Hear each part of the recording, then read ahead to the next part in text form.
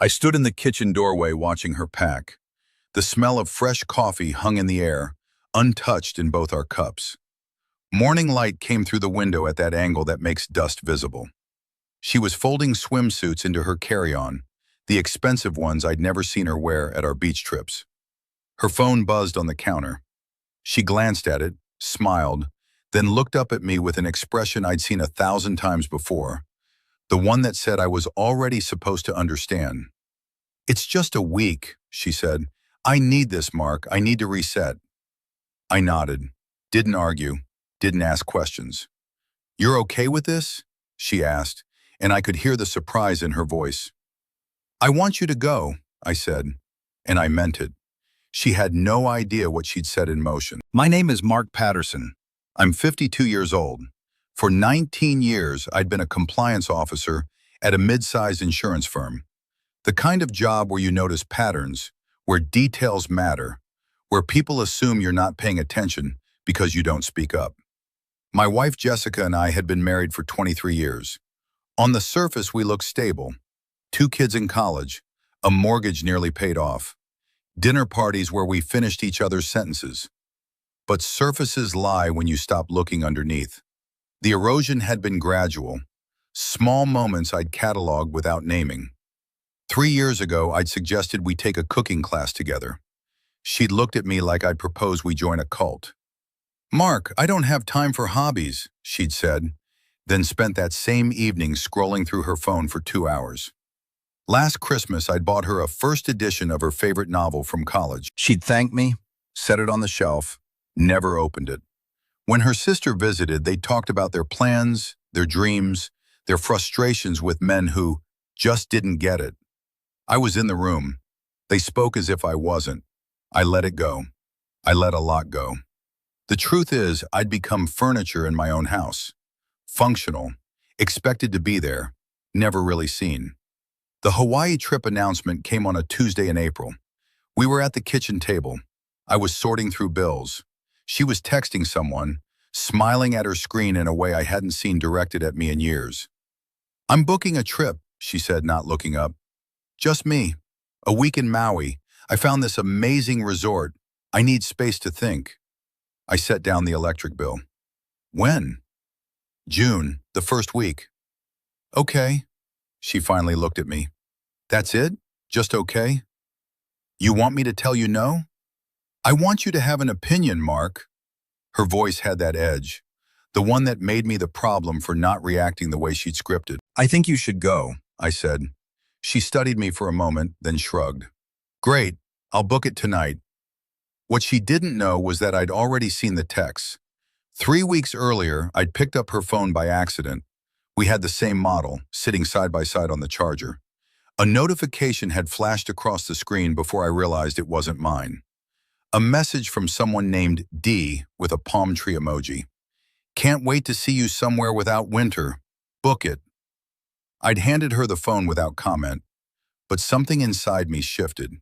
Not rage, not even hurt, not yet. Just a kind of clarity I hadn't felt in years. I started paying attention. The thing about being a compliance officer is you learn to document everything. Patterns of behavior, irregular transactions, communications that don't match official statements. You learn that people reveal themselves not in grand gestures, but in small, repeated choices. So I watched. She started going to the gym more. New clothes appeared, resort wear, sundresses in colors she said she hated. She booked spa appointments, got her hair highlighted, bought expensive sunglasses. When I asked about the credit card charges, she sighed like I was being petty. "I'm allowed to take care of myself, Mark." "Of course," I said. Her phone was never face up anymore. She took calls in the garage, the backyard, the car. When I walked into a room, conversations ended. She began referring to my money and your money, even though we'd always shared accounts. Then came the night she asked me to sleep in the guest room. "I've been having insomnia," she said. "I just need my space." I moved my things without protest. She looked almost disappointed. 2 weeks before the Hawaii trip, I sat alone in my car outside my attorney's office. It was 4:02 p.m. on a Thursday. The parking lot smelled like rain on hot asphalt. I'd spent the lunch hour inside, across a conference table from David Brennan, a family law attorney my colleague had recommended.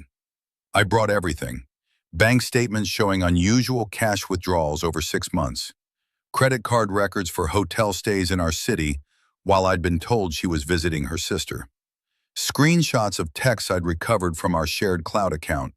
She'd forgotten to turn off sync on her iPad. Photos of receipts for dinners at restaurants we'd never been to together. David had reviewed it all in silence, making notes on a yellow legal pad. "This is thorough," he'd said finally. "Very thorough. I work in compliance. It shows."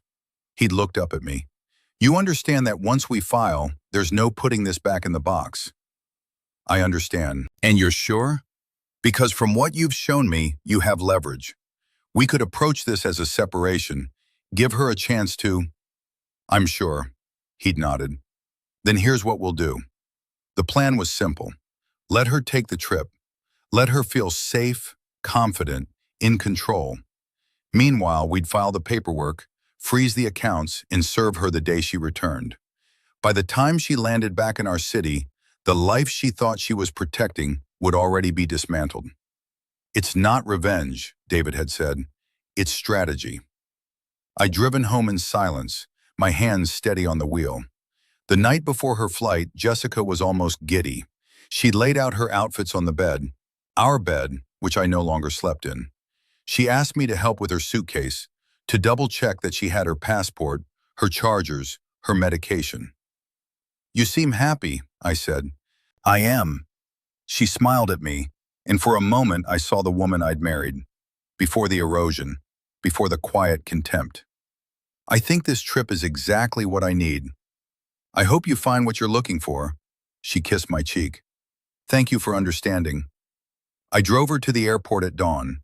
She talked the whole way about her itinerary, the resort, the spa, the hiking trails she wanted to explore. I carried her bag to the curb. She hugged me, quick and light. "I'll text you when I land," she said. "Enjoy yourself."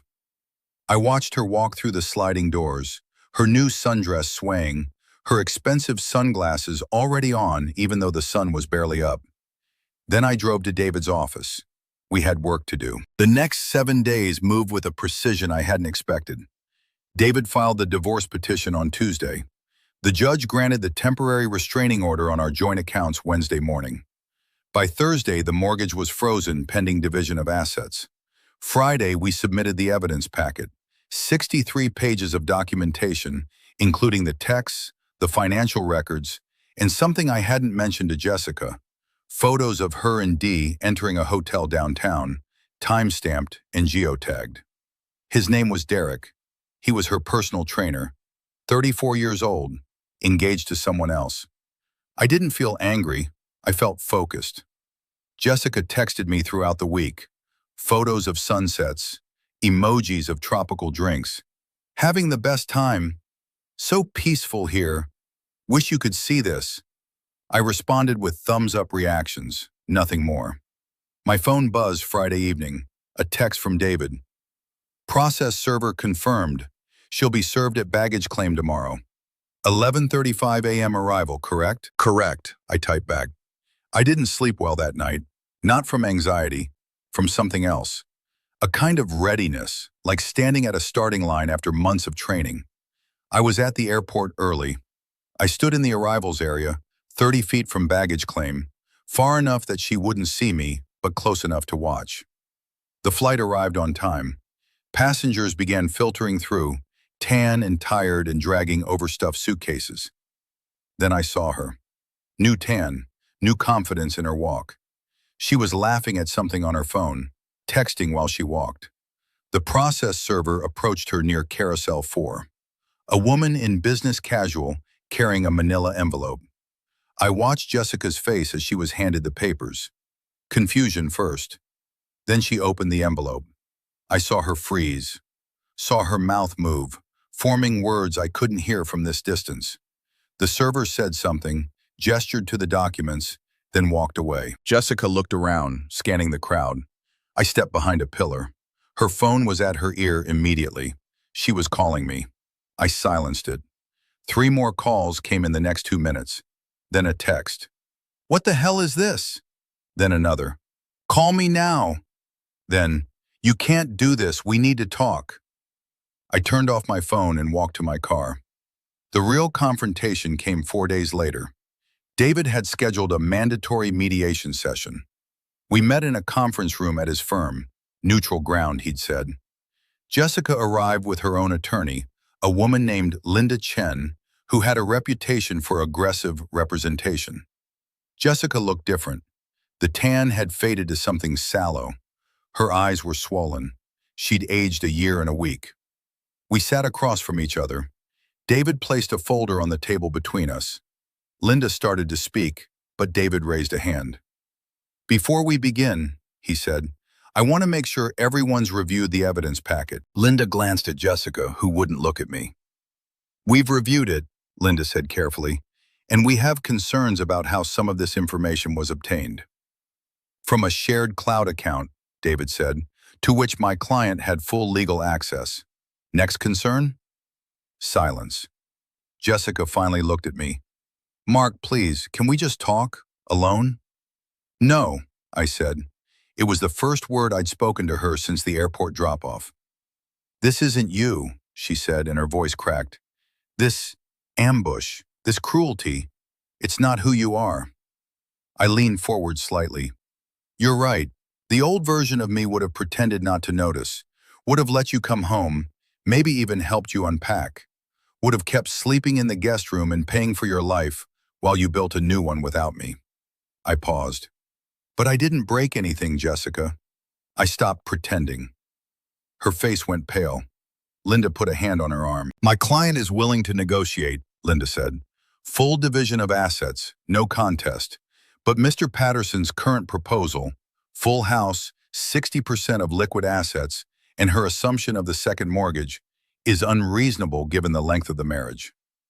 David slid another document across the table. "These are the withdrawals Mrs. Patterson made over the last 8 months. $43,000, cash, from joint accounts. Can your client account for where that money went?" Jessica's jaw tightened. "Personal expenses." "Can you be more specific?" Silence. "Because we have receipts for hotel rooms, gifts, travel expenses, all for someone who is not Mr. Patterson." David leaned back. "Now we can present all of this in court, or we can settle this today under the terms we've proposed." Jessica looked at me, really looked at me, and I saw something I hadn't expected. Not anger, but confusion. "When did you become this person?" "When you forgot I was one," I said. Linda whispered something to Jessica. Jessica nodded, then stood abruptly. "I need a minute." She left the room. Linda followed. David and I sat in silence. "You okay?" he asked. "Yeah." That kill line was perfect, by the way. I didn't smile. I didn't feel triumphant. They came back 20 minutes later. Jessica's eyes were red. She sat down, folded her hands on the table, and said quietly, "I'll sign."